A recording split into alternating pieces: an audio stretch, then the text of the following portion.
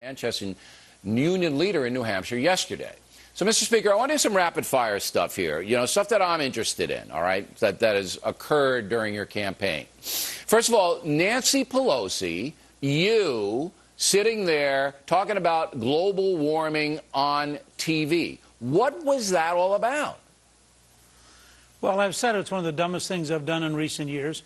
It was an effort on my part to say that conservatives are concerned about the environment. We have better solutions.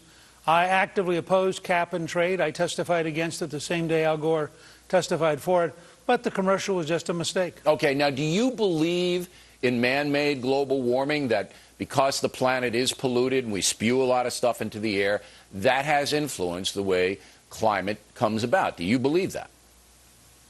I don't think we know. I think that the evidence is not complete, and I think that we're a long way from being able to translate a computer program into actual science. All right, so you're an agnostic on the subject. Would that be accurate?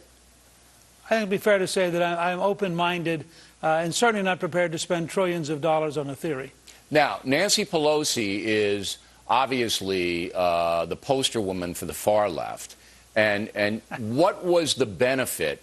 Put the issue aside of global warming, the environment, because I think that's an important issue, and I know you're interested in it and have been for many years. Put that aside. Did you think that being associated with her in any forum would be damaging to you? No, I thought at the time, look, I was a private citizen. I wasn't contemplating public life. And I thought, I had just written a book called Contract with the Earth with Terry Maple on a conservative approach to the environment and how to use incentives and business and common sense to have a better environment without the EPA. And so I wanted to be in the middle of an argument about the environment to make a case that conservatives can actually have better ideas about the environment than liberals do. Okay. It was a pretty eerie occurrence, though. I mean, just looking back on it, very frightening. Ooh. Hi, I'm Nancy Pelosi, lifelong Democrat and Speaker of the House. And I'm Newt Gingrich, lifelong Republican, and I used to be Speaker. We don't always see eye to eye, do we, Newt? No, but we do agree our country must take action to address climate change. We need cleaner forms of energy, and we need them fast. If enough of us demand action from our leaders, we can spark the innovation we need. Go to wecansolveit.org. Together, we can do this. But the concept of reducing the amount of carbon emission over the next 50 years is a totally sound concept.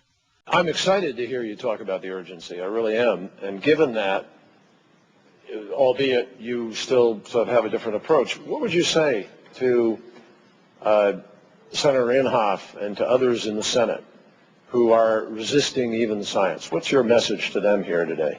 My message, I think, is that the evidence is sufficient that we should move towards the most effective possible steps to reduce carbon loading of the atmosphere. And do it urgently, now. And do it urgently, yeah. Regarding the commercial that you did on the environment with Pelosi back in 2008, I know you've defended that even recently, as saying you wanted a conservative voice Sure. in those debates.